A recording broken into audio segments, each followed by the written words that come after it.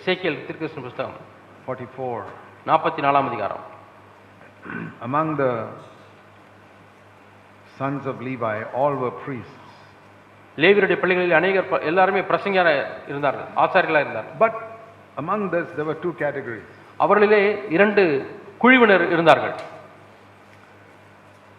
One was the sons of Zadok, சாதோக்கின் புத்திரர் என்பவர் ஒரு கூட்டத்தார், who were absolutely faithful.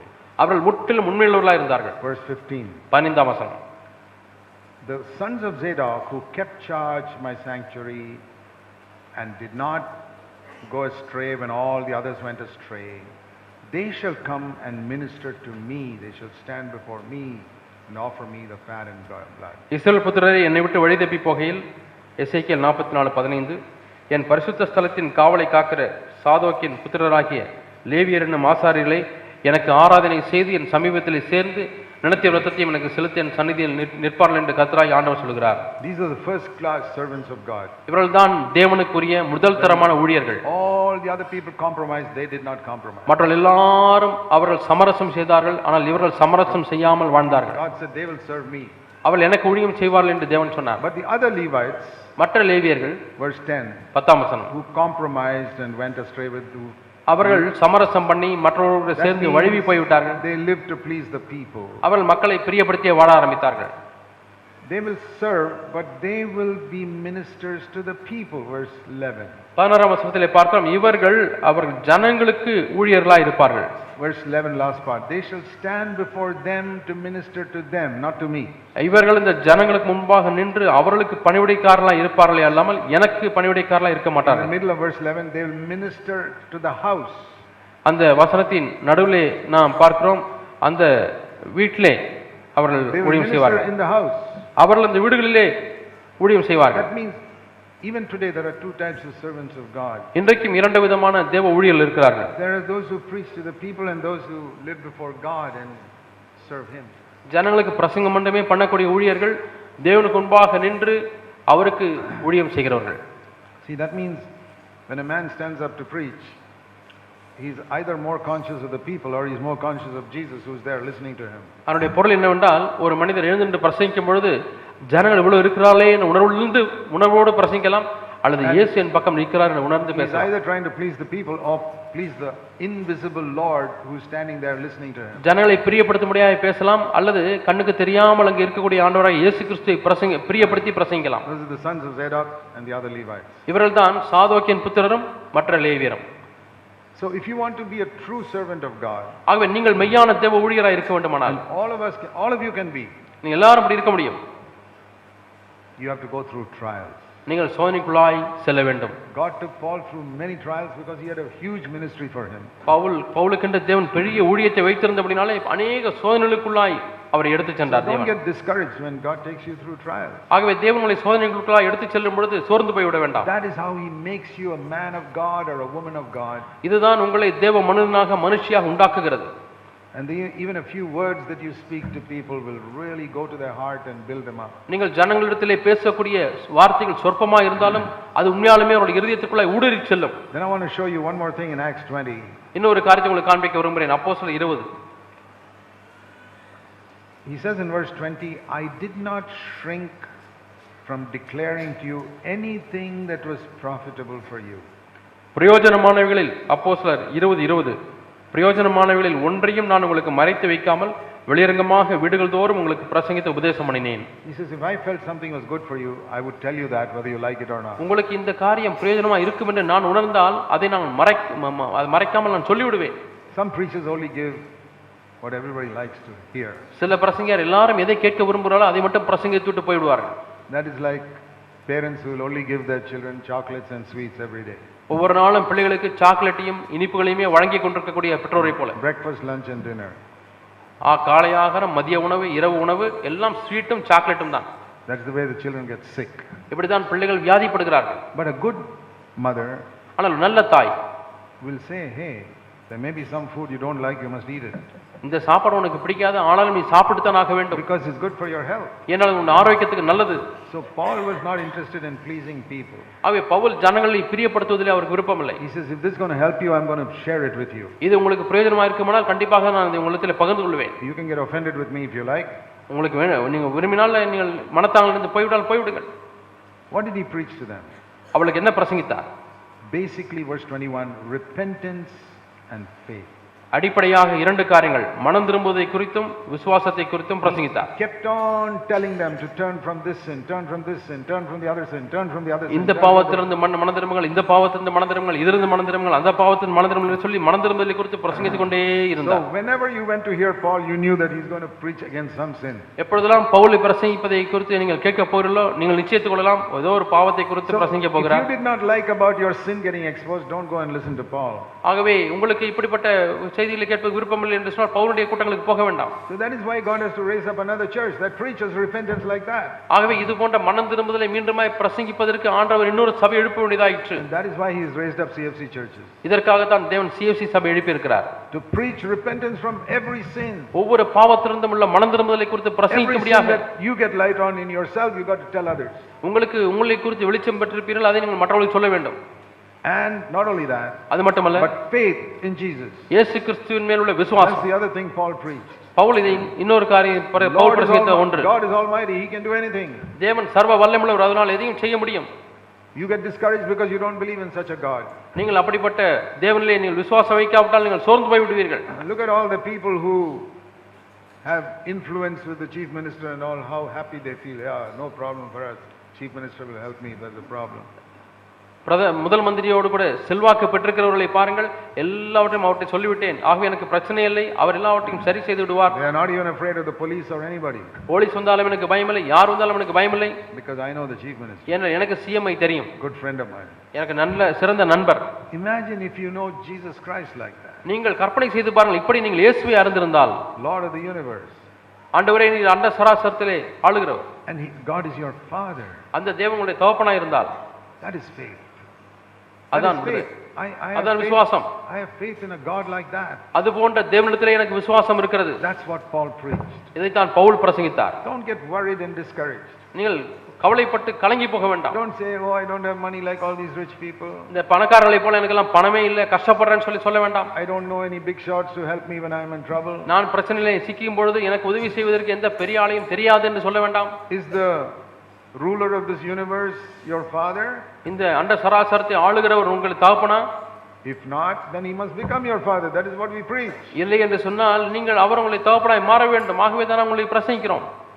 Paul says further here, மீண்டும் சொல்கிறார், verse 27, I did not shrink from declaring you the whole purpose of God. தேவனுடைய ஆலோசனையில் ஒன்றையும் நான் மறைத்து வைக்காமல் எல்லாவற்றையும் உங்களுக்கு அறிவித்தபடினாலே என்று சொல்லி 26ஆம் வசனத்திலே சொல்கிறார். Or like I said, I preach all the 7 colors of the rainbow. நான் ஏற்கனவே சொன்னது போல வானவில்லிலே இருக்க 7 நிறங்களையும் போதிக்கிறேன். I don't keep back anything. நான் எதையுமே பிடித்து வைத்துக் கொள்வதில்லை. You may not like some of those colors, but I'm going to tell you about it. அதிலே ஒரு சில நிறங்கள் உங்களுக்கு பிடிக்காம இருக்கலாம், ஆனால் அந்த நிறங்களையும் குறித்து சொல்லுவேன். The whole purpose of God. தேவனுடைய முழு ஆலோசனை. And I tell you, நான் சொல்லுகிறேன், I have been a believer 56 years. நான் 56 ஆண்டுகளாக விசுவாசியாக இருந்து வருகிறேன். It's almost impossible to see a church on this earth that proclaims the whole purpose of God. தேவனுடைய முழு ஆலோசனையும் பிரசங்கிக்கக்கூடிய ஒரு சபையை பார்ப்பது கடினம், கூடாத காரியம்.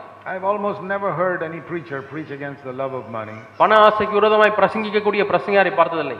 Or who preaches strongly against lusting in your mind. அல்லது சிந்தையிலே இச்சை கொண்டிருப்பதற்கு விரோதமாய் பிரசங்கிக்கக்கூடிய பிரசங்கியாரை பார்த்ததில்லை. Hardly anybody. துரதிர்ஷ்டவசமாக யாருமே இல்லை. They don't take these things seriously. விதமான காரியங்களை அவர்கள் சீரிய முறையில் எடுத்துக்கொள்வதில்லை. Or that it's a sin to be anxious. அல்லது கவலைப்படுவது என்பது ஒரு பாவம் என்பதை பிரசங்கிக்காத சபை. When Jesus said don't fear, பயப்படாதீங்கள் என்று ஆண்டவர் சொன்ன பொழுது, it's a sin to be afraid. பயப்படுவது என்பது பாவம்.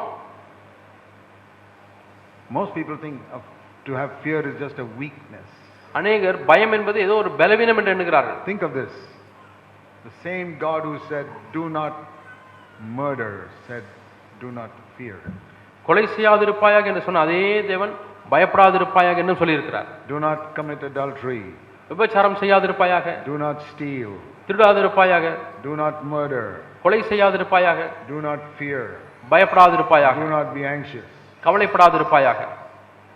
Supposing you say, oh, anxiety and fear are just a weakness. கவலையும் பயமும் பலவீனம் தான் என்று சொன்னால், That's like a man saying adultery, it's a weakness. Once in a week only I commit adultery, it's not so serious. அது எதற்கு ஒப்பாய் இருக்கிறது? விபச்சாரம் அது ஒரு சீரியஸான பாவம் அல்ல. வாரம் ஒரு முறை நான் விபச்சாரம் செய்கிறேன், அவ்வளவுதான். I don't murder people every day. Once a week I murder, it's a weakness in me. பாருங்கள், நான் தினந்தோறும் கொலை செய்வதில்லை, ஏதோ வாரத்திலே ஒரு கொலை செய்கிறேன், அவ்வளவுதான். That's how people say, I know God has said don't fear, but once in a 2-3 times a week I get little fear. இப்படிதான் மக்கள் சொல்லுகிறார்கள். ஆண்டவர் பயப்படாதே என்று சொல்லி இருக்கிறார், ஆனால் வாரத்திலே ஒரு நாள் 2 நாள் 3 நாள் பயப்படுகிறேன். Do not be anxious. I know God said that, but it's a weakness. கவலைப்பட வேண்டாம் என்று ஆண்டவர் சொல்லி இருக்கிறார், எனக்கு அது தெரியும், ஆனால் என்னுடைய பலவீனம். It is in the same category. அதே தரத்திலே தான் வைக்கப்பட்டிருக்கிறது. You can't say one command is important, one is not so important. ஒரு கட்டளை அவர் சொன்னது முக்கியம், அவர் சொன்னதிலே இன்னொரு கட்டளை அவ்வளவு முக்கியமானதில்லை என்று நீங்கள் சொல்ல முடியாது. The question is who gave the commandment? கேள்வி என்னவென்றால் அந்த கட்டளையை கொடுத்தது யார்? If it is God who gave the commandment, தேவன் தான் இந்த கட்டளை கொடுத்திருக்கிறார் என்றால் every commandment is serious. ஒவ்வொரு கட்டளையுமே சீரியஸான ஒன்று. Do not steal, களவு do செய்யாதிருப்பாயாக, not commit adultery, விபச்சாரம் செய்யாதிருப்பாயாக, do not commit murder, கொலை செய்யாதிருப்பாயாக, do not be anxious, கவலைப்படாதிருப்பாயாக, do not fear, பயப்படாதிருப்பாயாக, do not murmur or complain. நீ கொலை செய்யாதிருப்பாயாக அல்லது Complain, do not குறை செய்யா murmur or complain. முறையிட வேண்டாம், குறை சொல்ல வேண்டாம், முறுமுறுக்க வேண்டாம். Who said all these things? இவையெல்லாம் சொன்னது யார்? If I take it seriously, இவைகளை நான் சீரிய முறையில் எடுத்துக்கொண்டால், then we have all the colors of the rainbow. அப்பொழுது என்னுடைய வானவெளியிலே எல்லா நிறங்களும் காணப்படும். Counsel of God. தேவனுடைய முழு ஆலோசனை. And finally, கடைசியாக that is how Jesus lived. இப்படிதான் இயேசு வாழ்ந்தார். He lived obeying all these commandments. இயேசு இந்த எல்லா கற்பனைகளுக்கும் கீழ்ப்படிந்து வாழ்ந்தார். He never murmured or complained. ஒரு காலம் அவர் குறை சொல்லவில்லை, முறுமுறுக்கவில்லை. Just like he never murdered or committed adultery. எப்படி அவர் கொலை செய்யாமல் விபச்சாரம் செய்யாமல் இருந்தார், அதே போல. So I must not live with, say my standard of living is better than some other Christian. ஆகவே மற்ற கிறிஸ்தவர்களை காட்டிலும் என்னுடைய கிறிஸ்தவ வாழ்க்கை தரம் கொஞ்சம் உயர்ந்திருக்கிறது என்று சொல்வதில் பிரயோஜனம் இல்லை. If you are a part of a CFC church, நீங்கள் சிஎஃப்சி சபையில் ஒரு பங்கா இருந்தால், remember we are called to proclaim the whole purpose of God. தேவனுடைய முழு ஆலோசனையும் நாம் அறிவிக்கும்படியாக அழைக்கப்பட்டிருக்கிறோம். In humility, தாழ்மையிலே, with tears, கண்ணீரோடு, and with many trials we may go through because we are proclaiming the whole purpose of God. நாம் தேவனுடைய முழு ஆலோசனை அறிவிக்கிறபடினாலே வரக்கூடிய சோதனைகளுக்குள்ளாக கடந்து சென்றாலும் பரவாயில்லை. I know that if I proclaimed in the days when I proclaimed only half of God's purpose, தேவனுடைய ஆலோசனையை பாதியை மட்டும் நான் அறிவித்த பொழுது I was very popular around the world. நான் உலகம் முழுவதுமாய் பிரபலமான பிரசங்கியராக இருந்தேன். Once I began to proclaim the whole purpose of God, ஆனால் தேவனுடைய முழு ஆலோசனை பிரசங்கிக்க ஆரம்பித்த பொழுது so many people became against me அநேகர் எனக்கு விரோதமாய் மாறினார்கள். because the devil was against me. ஏனெனில் பிசாசு எனக்கு விரோதமாய் இருக்கிறான். The devil is against anyone who proclaims the whole purpose of God. தேவனுடைய முழு ஆலோசனையும் பிரசங்கிக்கிற யாரா இருந்தாலும் பிசாசு அவனை எதிர்க்கிறான். But let me repeat, நான் மீண்டுமாய் சொல்லட்டும், we must not preach it in arrogance. நாம் ஒரு காலம் மன மேட்டிமையிலே பிரசங்கிக்க கூடாது. If you want to proclaim the whole purpose of God, நீங்கள் தேவனுடைய முழு ஆலோசனையும் பிரசங்கிக்க வேண்டுமானால் proclaim it in humility தாழ்மையிலே and அறிவியுங்கள், with tears. கண்ணீரோடு அறிவியுங்கள். Even when you share it with your own children at home. வீட்டிலே உங்கள் குடும்பத்தில் உள்ள பிள்ளைகளோடு கூட பகிர்ந்து கொண்டாலும். Dear brothers and sisters, அருமையான சகோதர சகோதரிகளே, God has given us a tremendous calling in Tamil Nadu. தமிழ்நாட்டில் தேவன் நமக்கு ஒரு மிகப்பெரிய ஒரு அழைப்பை கொடுத்திருக்கிறார். To be like a burning light. ஒரு பிரகாசிக்கக்கூடிய விளக்கை போல இருக்க There are முடியாது. different types of lights. வித்தியாசமான ஒளிகள் இருக்கிறது. See how bright this light is. இந்த விளக்கை பாருங்க எவ்வளவு பிரகாசமா இருக்கிறது. And then you have these 0-watt bulbs that you put like a night lamp. நீங்கள் இரவு விளக்காக நீங்கள் 0 வாட்ஸ் பல்பை போடுகிறீர்கள். Most churches are like that 0-watt bulb. இன்னைக்கு இருக்கக்கூடிய அநேக சபைகள் 0 வாட் பல்பை போலவே தான் இருக்கிறது. They got a light. அவர்களுக்கு வெளிச்சம் இருக்கிறது. We want to be like this. நீங்கள் இது போல இருக்க வேண்டுமா? Right. பிரகாசமான வெளிச்சம். That's how God wants us to be. அப்படித்தான் நாம் இருக்க வேண்டும் என்று தேவன் விரும்புகிறார். Every one of us. நாம் ஒவ்வொருவரும் In our homes. நம்முடைய குடும்பங்களிலே, To our children. நம்முடைய பிள்ளைகளிடத்திலே That we manifest the light of God in our life. தேவனுடைய வெளிச்சத்தை நாம் வெளிக்காட்ட That's முடியாது. why we need to seek to be filled with the Holy Spirit ஆகவே தான் நாம் ஒவ்வொரு நாளும் பரிசுத்தாவினால் நிரப்பப்பட வேண்டியதா இருக்கிறது. Ask God, Lord, fill me with the Holy Spirit. I pray every day for it. ஆண்டவரே எனக்கு அபிஷேகத்தை தாரும் என்று ஒவ்வொரு நாளும் கேளுங்க. நான் ஒவ்வொரு நாளும் ஜெபிக்கிறேன். I never get up to speak without asking God, fill me with the Holy Spirit. ஆண்டவரே என்னை பரிசுத்த ஆவியினாலே நிரப்பும் என்று கேட்காதபடிக்கு ஒரு நாளும் நான் பிரசங்கிக்க வருவதில்லை. Even if I don't speak, if I have to live one day, I have to say, Lord, I need to be filled with the Spirit. அப்படி பிரசங்கிக்காமல் நான் ஒரு நாள் வாழ்ந்தாலும் கூட அன்றைக்கும் கூட ஆண்டவரே எனக்கு ஆவியானுடைய நிறைவு தேவை என்று அவரிடத்தில் கேட்கிறேன். Let's pray. நாம் ஜெபிப்போம். Our Heavenly Father, எங்கள் பரலோக பிதாவே, we bow before you. உமக்கு முன்பாக நாங்கள் வணங்குகிறோம். Please help us to be what you want us to be on this earth. இந்த பூமியில நாங்கள் எப்படி இருக்க வேண்டும் என்று விரும்புகிறீரோ அதே போல இருக்க எங்களுக்கு உதவி செய்யும். Anoint us ஆண்டவரே எங்களை அபிஷேகம் and fill us with the Holy Spirit. பரிசுத்த ஆவியானவரால் நீங்கள் நிரப்பும் ஆண்டவரே. We'll walk in humility all our days. எல்லா நாட்களிலும் தாழ்மையோடு நடக்க உதவி செய்வீராக. Pray in Jesus' name. இயேசு நாமத்தில் ஜெபிக்கிறோம் பிதாவே. Amen. ஆமென்.